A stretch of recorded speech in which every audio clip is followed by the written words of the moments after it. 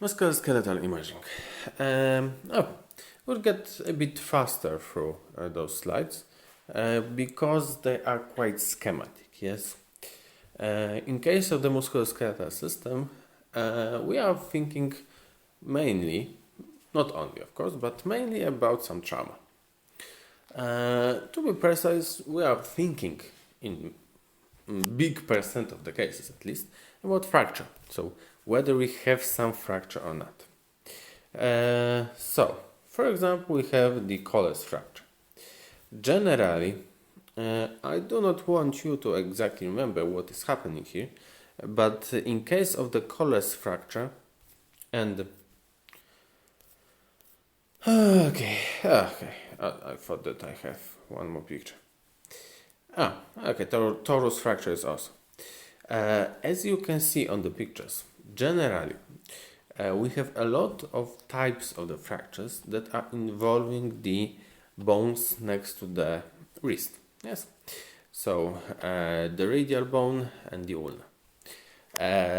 As you can imagine, yes, those two bones are closely connected mechanically. So if there is a fracture of one, there is a high probability there is a fracture of the other, or at least some dislocation.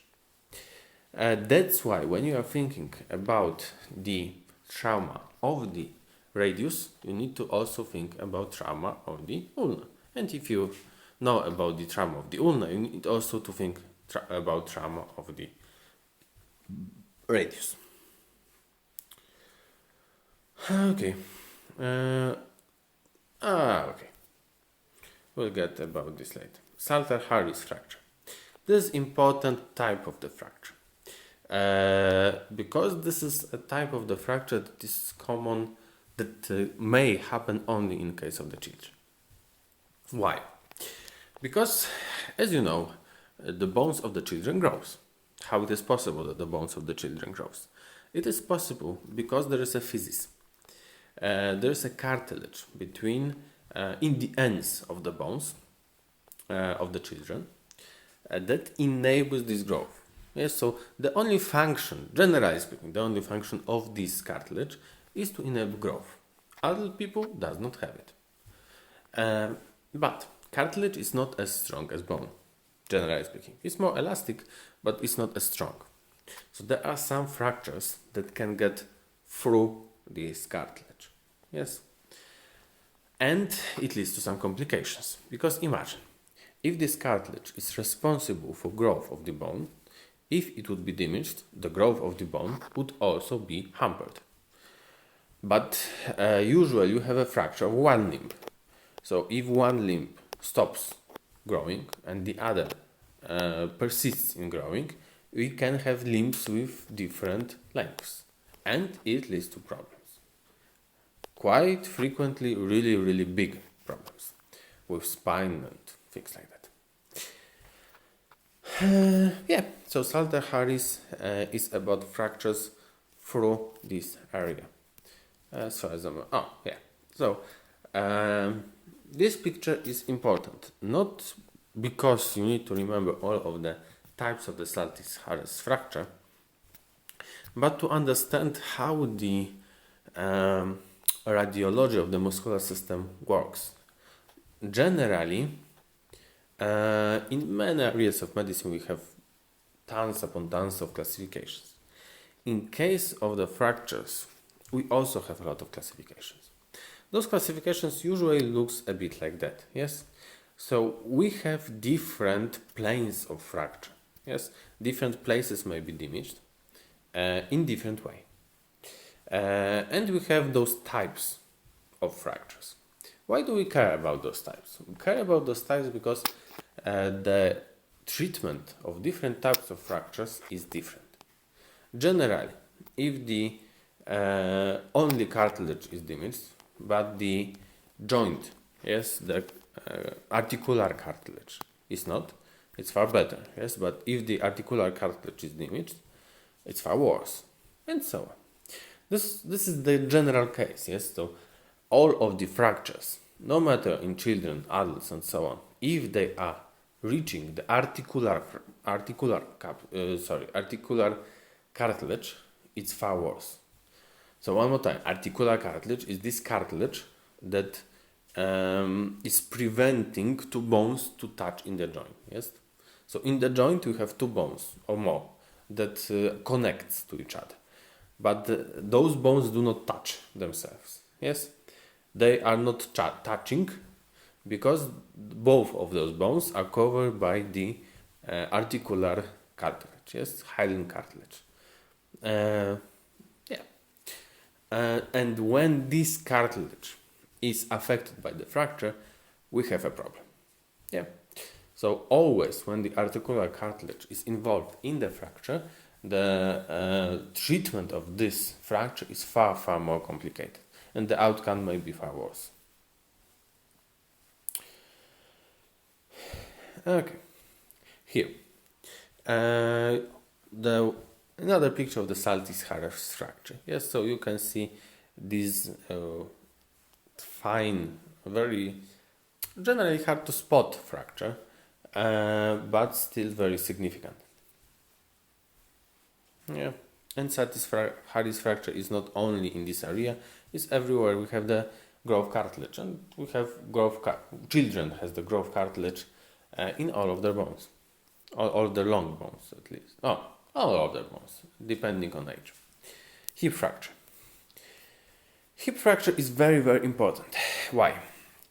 I suppose we already talked a bit about this on osteoporosis, but let's get it one more time. So, in case of the hip fracture, so generally the fracture of the proximal part of the femur, we are really, really afraid about such fractures. Why? Because this area of the body, so proximal part of the femur, the head of the femur, the neck of the femur, has an extremely bad vasculature. Yes, the amount of blood that flows through this area is really, really small. So when you have a fracture, the fracture obviously would decrease the amount of blood that flows through this area.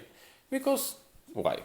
Because it would sever some of the arteries, some of the veins, some of the capillaries. And if you would decrease the blood flow that was very small at the very beginning, it may lead to necrosis, to death of the tissues, to death of the bone. And it may be really, really dangerous for the patient, for the ability of the patient to move, at least. So we are afraid of it. We are afraid of this necrosis in this area after fracture. So quite frequently, it leads to the situation that the fracture here leads to the necessity of the operation. Yes, not because all those fractures are always complicated. They are not, but they lead quite frequently to the necrosis. And we are afraid of this necrosis. We do not want this necrosis because we want the patient to be able to walk. Simple like that. And of course, the fracture of the neck or of the femur is more frequent.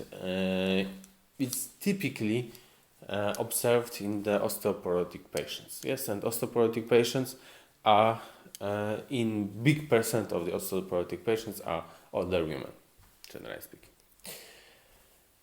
Rheumatoid arthritis.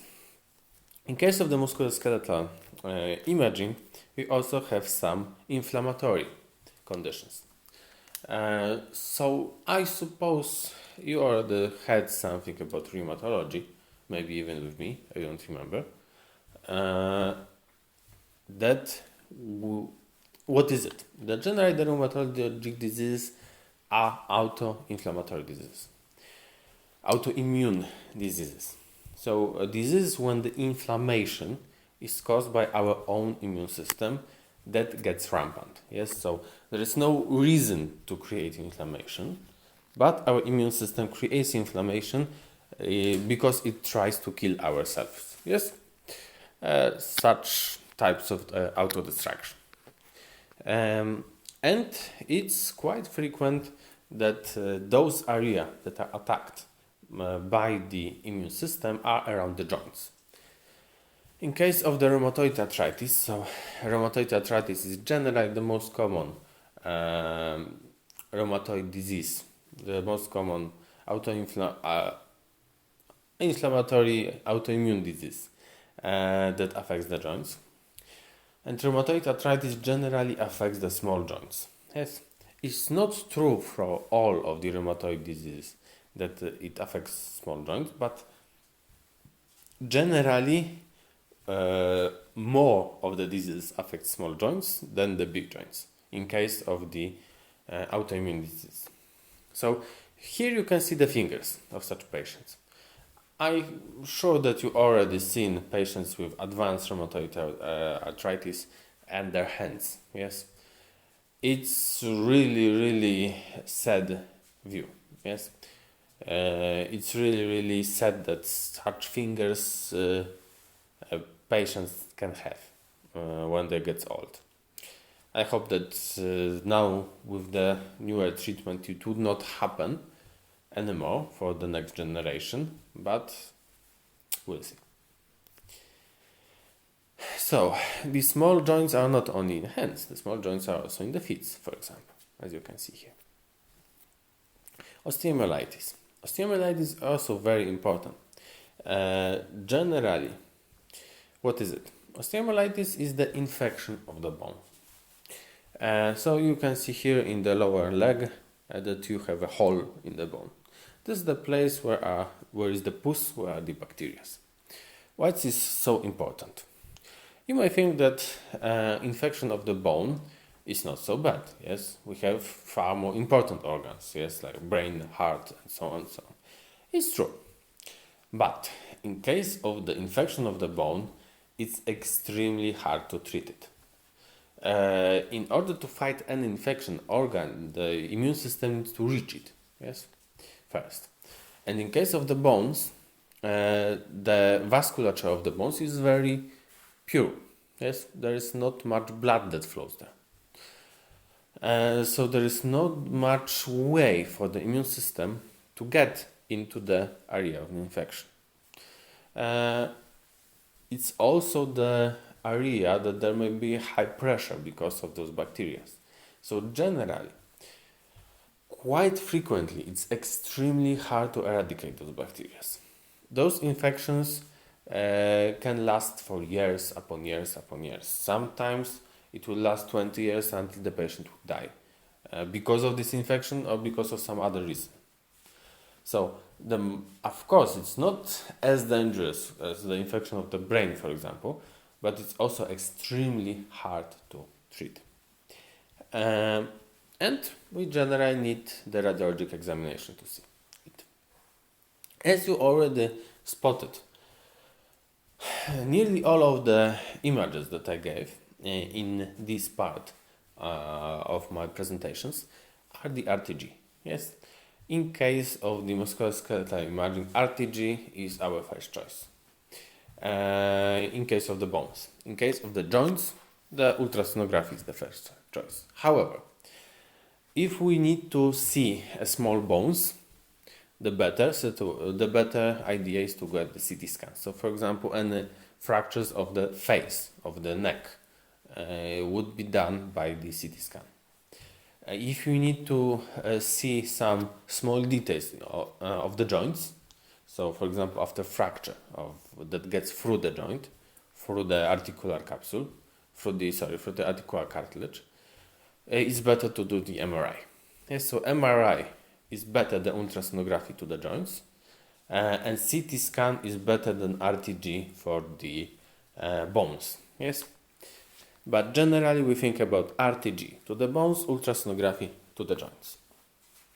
And here you can see the MRI. Yes, so MRI is very good study also for the osteomyelitis.